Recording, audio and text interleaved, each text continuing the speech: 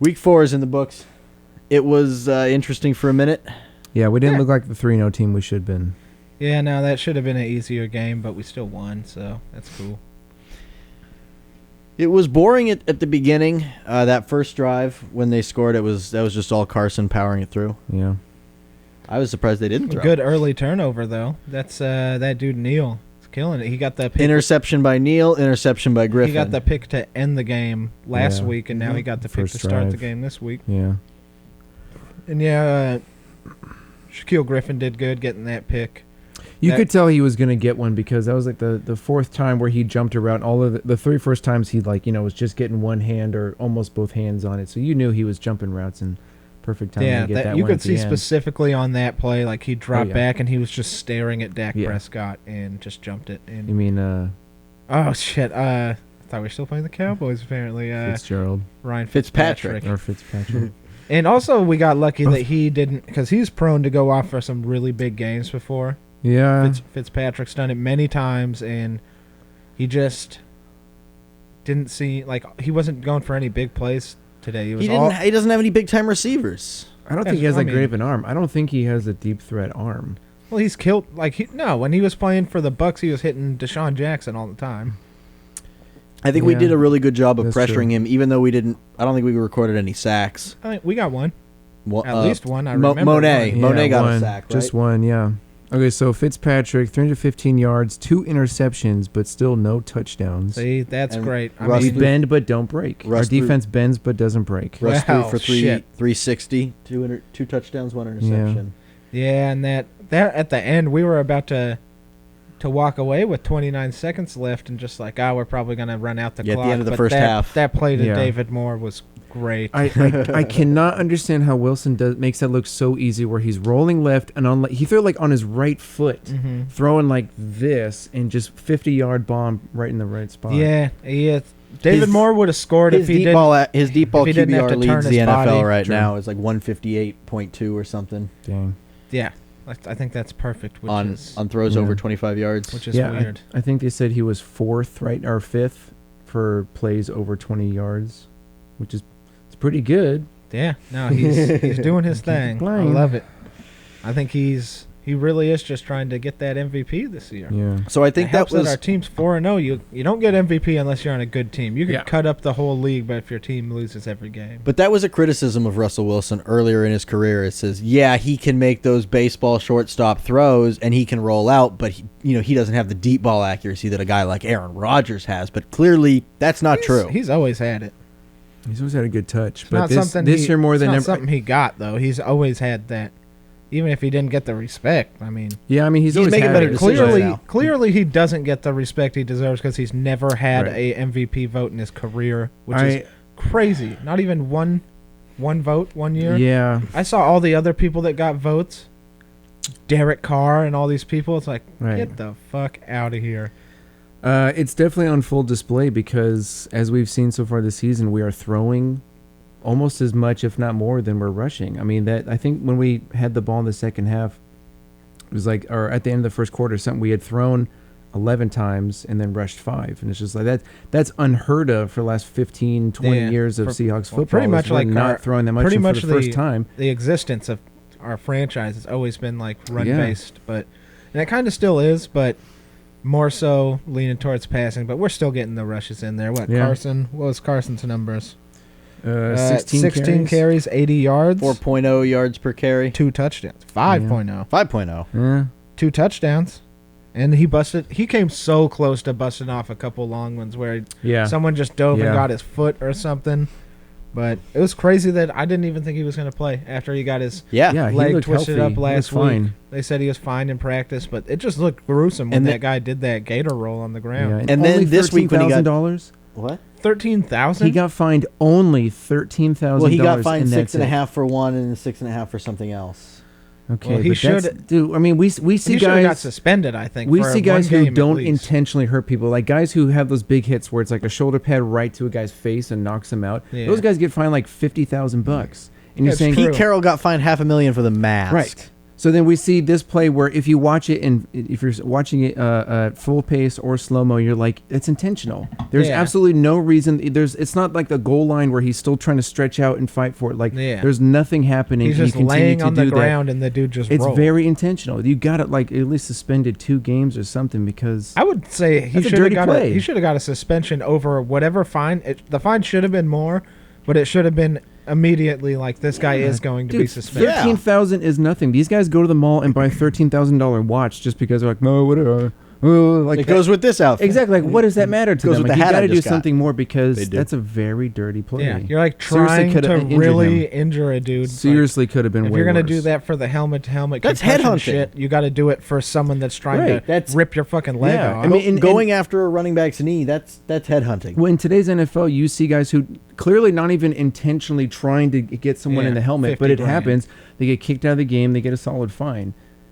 I couldn't agree with that. If he was suspended like 2 games and like $10,000, I would have been like, okay, well at least he's off the field. But like $13,000, it's nothing. Just nothing. Absolutely nothing. $50,000, you'd be maybe, like, I mean, to that guy, I don't know how much. Actually, the rookies still make. What's a rookie salary? He's still 6 figures. Yeah, that's a good point. That's nothing. But man, that's that was upsetting. Yeah. Okay. But whatever. Fuck the Cowboys. They lost this week, so they can eat shit. I hate the Cowboys. So that's awesome. Okay, Wilson, 24 of 34, 360, averaging 10, so he's definitely throwing downfield. 2 touchdowns. That 1 pick, it is his fault. That was a really good pick. I mean, like he threw it down low and everything. Yeah, he was kind of like, because of the pressure, he's falling backwards and throw it. It wasn't a perfect throw, but that was a really good play on the ball by that guy. Because he got there right before Metcalf. And then only 2 sacks this week. Only 2 sacks. Well, it would be nice if we could just have 0. Our offensive line is doing a better job of giving him time to operate. He did seem like he had time to scan his receivers in this game. Yeah, and actually Chris Carson was getting some huge holes in this game. Yeah. Where, like I said, he almost busted off like a really long 30-plus yard run a couple times. 16 carries, 80 yards, yeah.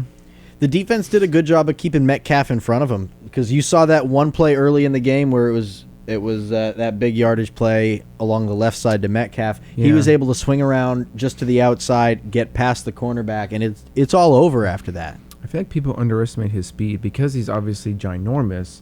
Because we saw at the end of the fourth quarter, when he kind of hops over that guy and then tries to turn the corner, breaks that tackle. Speaking of hopping over that guy. Yeah. What now? I said, speaking of hopping over that guy. When Carson jumped over the just defender. Clean over. Oh, yeah. And right before it, who else was it that tried? David Moore when he got a catch. The play right before that tried to hurdle the guy, but Chris Carson actually did it. David Moore got clipped. But it was nice to see that Chris Carson can still, do his thing, even though we had no Carlos Hyde and no one else really got any carries.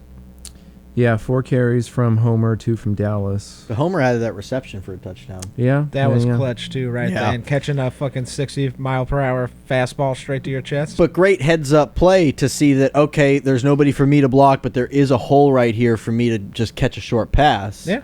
He knew what he was doing. What was it with Lockett? 2 catches, like 3 total targets. I think they just played. Their cornerbacks played really well. Doubling him instead of Metcalf. I mean, I think their secondary played well. It seemed to work pretty good because he did drop that one that was perfect, but he just wasn't getting the targets except for that one drive where he caught back-to-back passes, and that's where he got whatever yardage he had. That's it. 2 catches, 39 yards. Luckily, we have a guy like Moore who steps up. So 95 total. Right, most of it on that end of the first half play. But then he had that touchdown. And, man, is that a fucking thing of beauty to see Russell Wilson just look left and go to, only fucking where Moore can catch it in the top right corner. And I love how he catches it. And he gets those feet down. Yeah. That one absolutely perfect. It wasn't as spectacular as last week, but I love how good he is at keeping his feet in. Yeah. He really is super good at it. He's proven so far to be a solid third option. And then you still got guys like Swain. He's really fast. I am liking him. That's what I was saying to Nate during the game is this guy's a rookie. Yeah. What, they say he was like a 7th rounder? Or 5th? I thought he was 4th or 5th. Well, whatever he is, he's good. It was worth it because he's already got, does he have 2 touchdowns on the season or just that one? I think 2. But either way, he's coming in and getting some big chunk plays, which is exactly what you want from your fourth receiver who's just a rookie. That's the kind of guy who's going to get 1 or 2 targets per game. Also, just keep in mind that we're still waiting, and I was just reading about it, still waiting, and I guess it's long overdue, like Josh Gordon's reinstatement.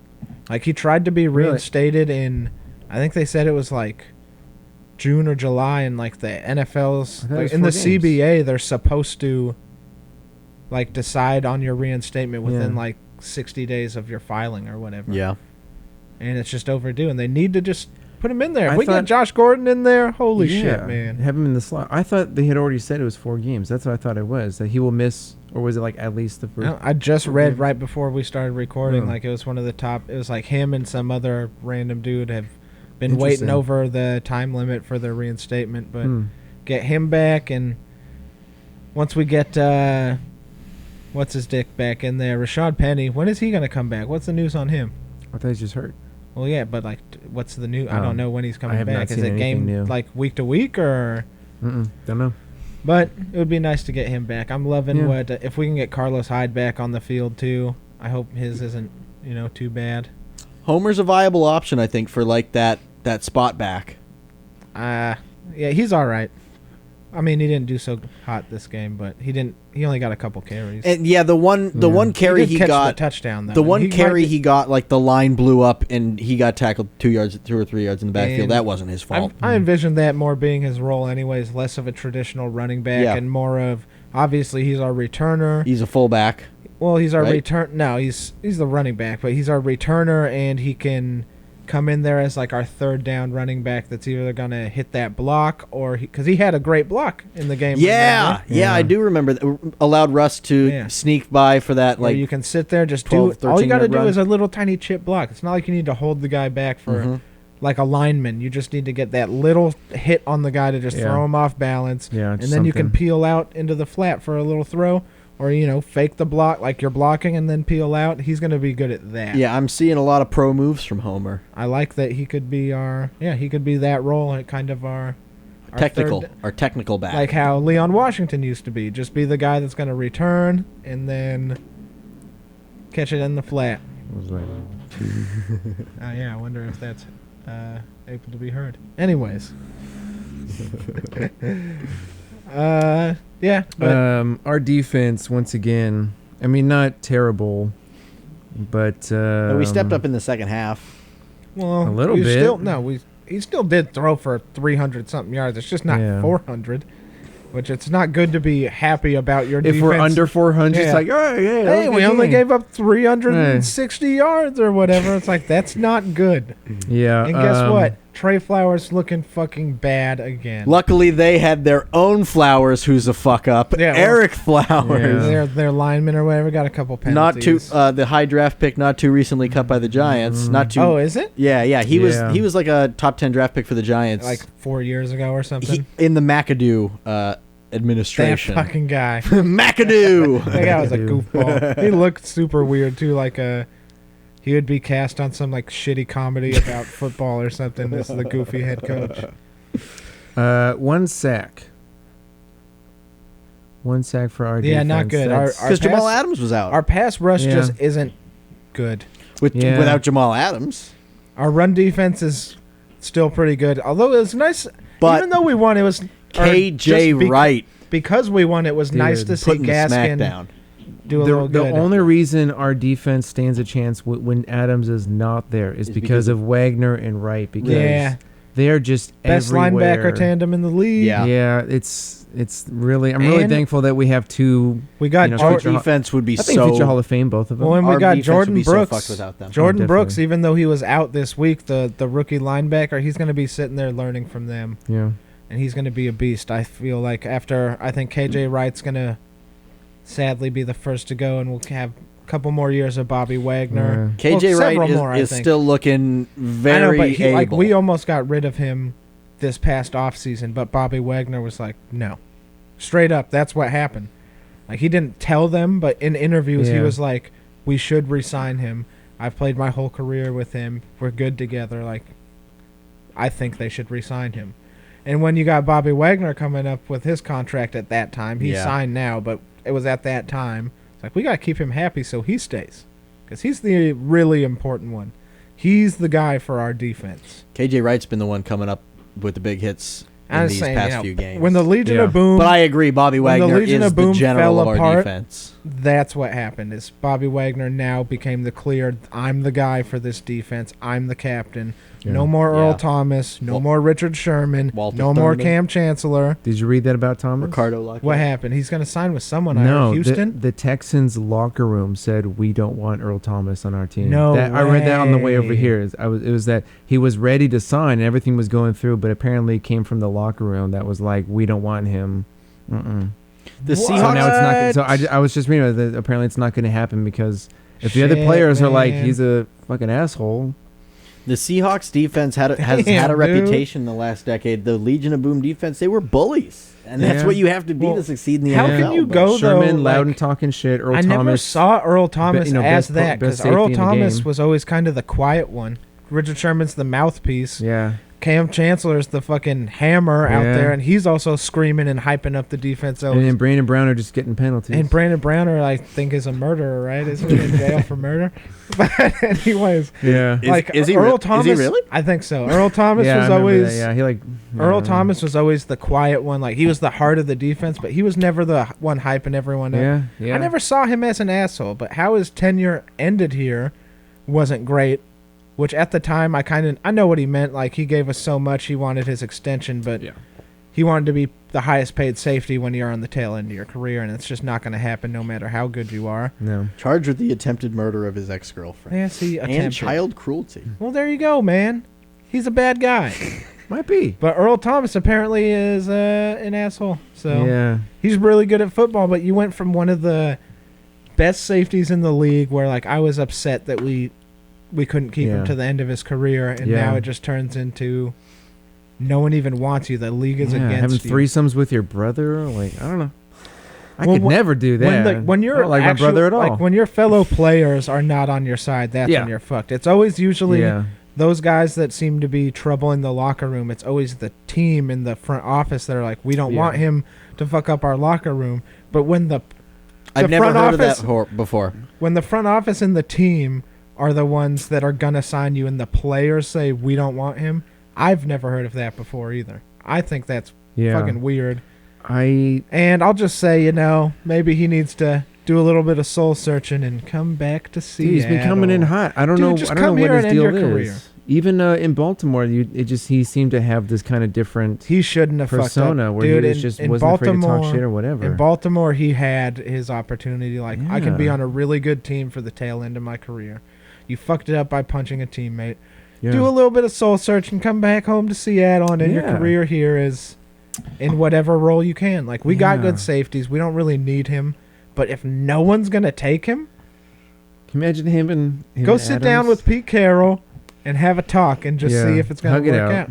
I think that Pete Carroll could make a good decision after that. Talk to Earl Thomas, see how it goes, and just be like fucking no or fucking yes. We just need to play center field again. Because you got Adams roaming the field way better than Cam Chancellor could have ever done. Can you just imagine have Earl Thomas playing center field again? How crazy that would open it up for what we could do with Jamal Adams, like you're saying. We could have Earl playing center field. Jamal Adams can just fucking wreak havoc. Go anywhere he wants, playing your weird hybrid safety linebacker position. DN, but he plays in the DN too, he's down there crouched down blitzing all the time. Yeah. And I mean, we just did have Marquise Blair go out for the season, who was going to be our safety.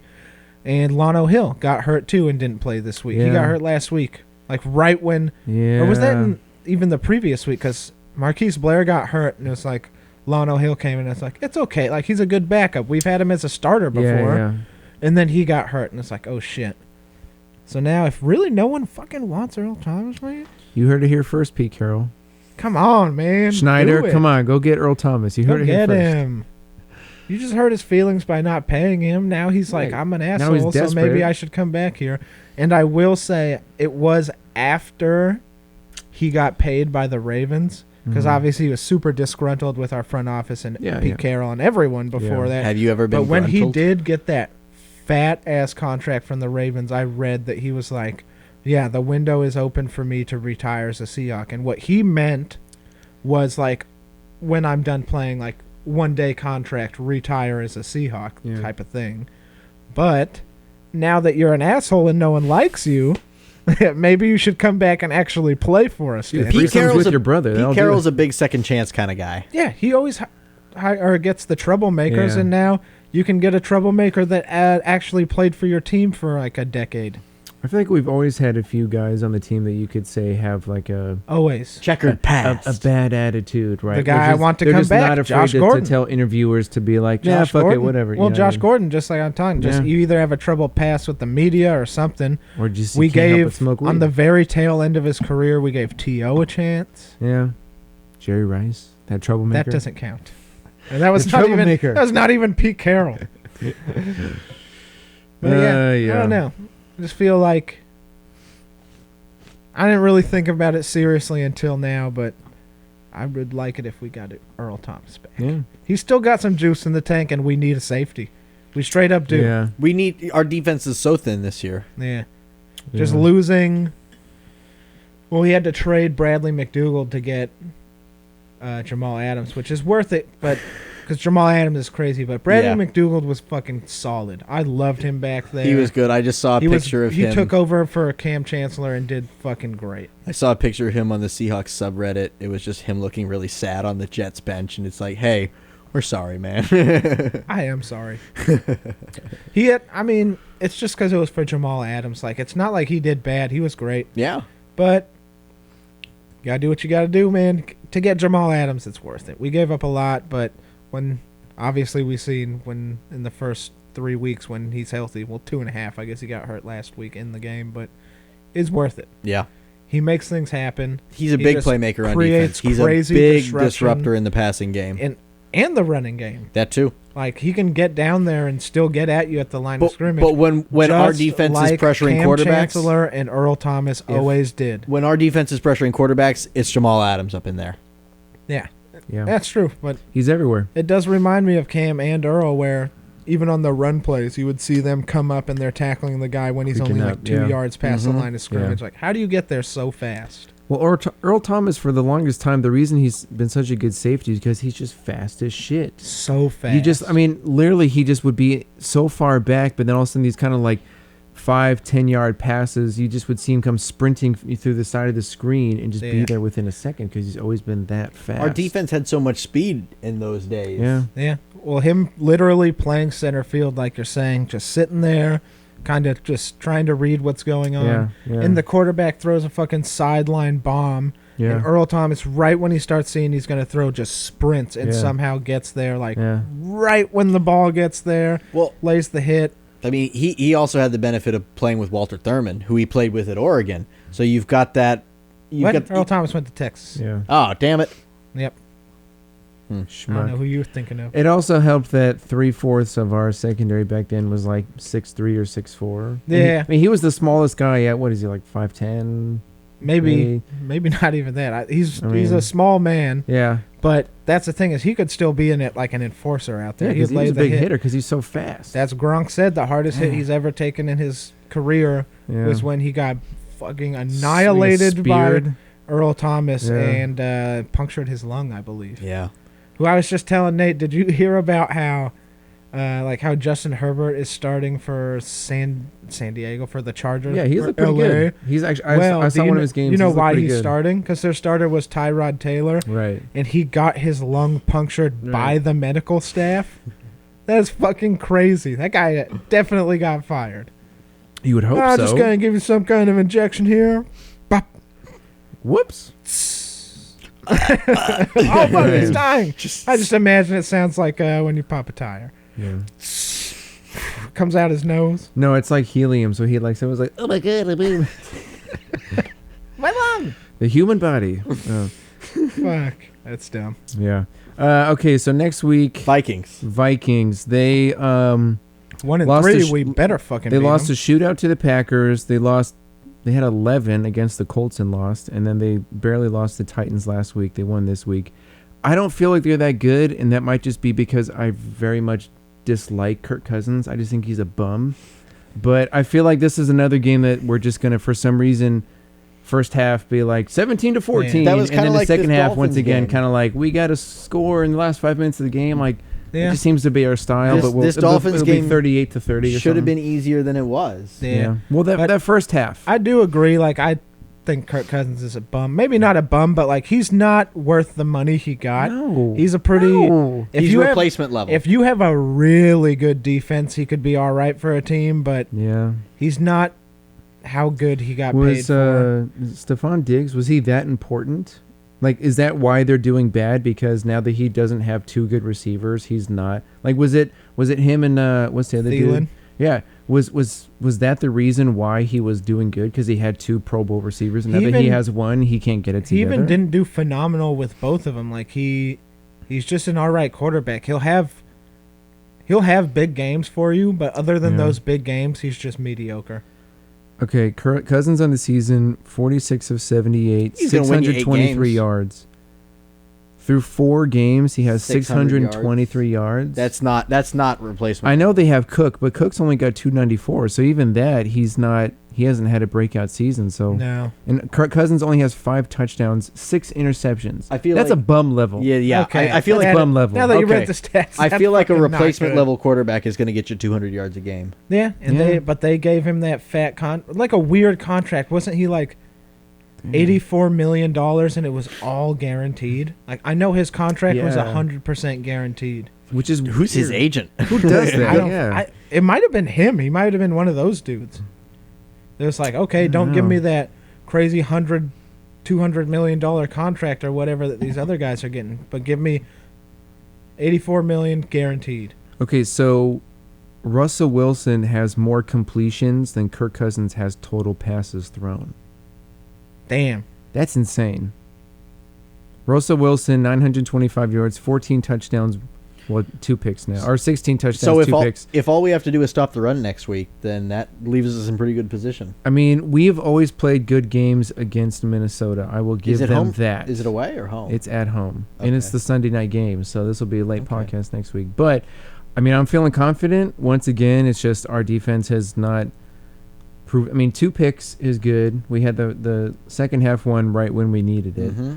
If your defense is getting you 2 interceptions per game, that's fantastic. That's good. That's what it takes to win a game. But I would really like to see more sacks. Their top receiver is Jay Jefferson. I don't even know who that is. Oh, now Justin Jefferson. His $84 million guaranteed contract was only 3 years. 3 years, $84 million guaranteed. So he's making $30 million a year, $27 million a year? Highest average salary in NFL history. Oh, but he sucks. And I'm also seeing that apparently they just extended his contract. Oh my God. In March. It was crazy to learn that Eli Manning made more money in NFL contracts than any other player. Yeah. He's got 2 Super Bowls. He played for so long. So technically, I guess that's worth it. You gave him a lot of money, but he got you 2 Super Bowls. Yeah. It's worth it. 2 historic Super Bowls too. Yeah, beating Tom Both Brady. Both of those Super Bowls will go down in history as he will forever be known as the Brady killer. Yeah. Eli can still go to Thanksgiving dinner and fucking give Peyton the big old. I got 2 rings right here for you, buddy. You couldn't handle that fucking loser Tom Brady, and you say I'm the fucking loser brother. God damn. Yeah, because they're both pretty ugly, so you can't really say one was better looking. Was that the golden era of? At least Peyton wasn't like a mouth breather. Was that the golden era? When he was on SNL, he was really funny. Eli Manning is not funny. Eli Manning's not funny. Peyton Manning is funny. Yeah. Very likable. Was that the golden era of football? The early 2000s? You mean in our lifetime, or the 2000s? I don't know. Are you just saying that because we were kids? Right. I'm saying that because that was the when everything was the golden era. No, that was the explosion of the passing game. Yeah, that was the turn of the getting rid of the run and do more passing. A lot more with Peyton Manning and fucking Drew Brees and Tom Brady. And that was when the NFL established itself as like the undisputed king of American sports. Yeah, really. Like baseball's last swan song was fucking 98. Yeah, it was McGuire, Sosa, Griffey. That was the last time they were like at the peak. And then Barry Bonds broke the record, and it was tainted with the whole steroid thing. Yeah. Okay, that was the last time that it was at the peak. Because I would say baseball was still the king when before all the steroid shit happened, when Barry Bonds was going for his record. Yeah, baseball was still the king. But that was like you said, like not very long after that when the steroids thing broke. Yeah, and then you had like Clemens and McGuire testifying in front of Congress. Yeah, I did not. Yeah. So that was when but you did. You did. Though. Football was already pretty close at that point, but that was when baseball took a big dive. Mm-hmm. And like I said, you had the face of the NFL as Peyton and fucking Tom Brady. Well, and now too, the NFL always has this. Every time a guy gets like knocked out on the field, it immediately is just like this is why people. Oh shit! Turn on the Saturday music and let's go to commercial. And that's the thing now is in the new era of football. Also, that's like a thing in the background that wasn't really talked about before, which is every time there's a big hit, you have a lot of people being like, "This is he gonna get up? This is gonna get bad again." Oh shit! Put him on the stretcher. Right. Yeah, the soft music. Yeah, that's the injury music. We'll be right back, folks.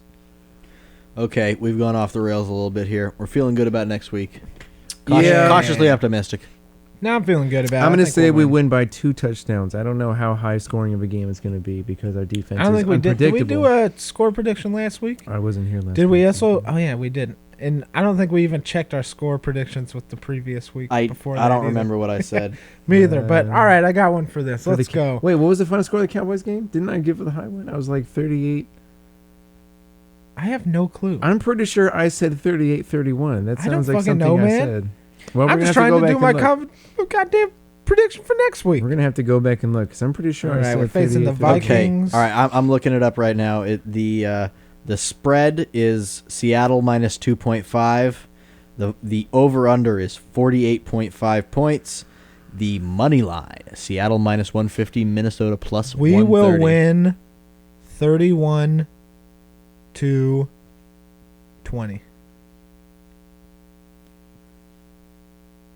Oh, am I supposed to say something now? Yeah. I'm well, one of you. I'm going to say 35-28. All touchdowns. 35-28. I'm a little more optimistic in our defense. I'm going to say... I said 20. I'm going to say 28-17. Okay. 2 picks. I called 2 picks against Kirk Cousins. For the defense? I'm not going to get that into the predictions.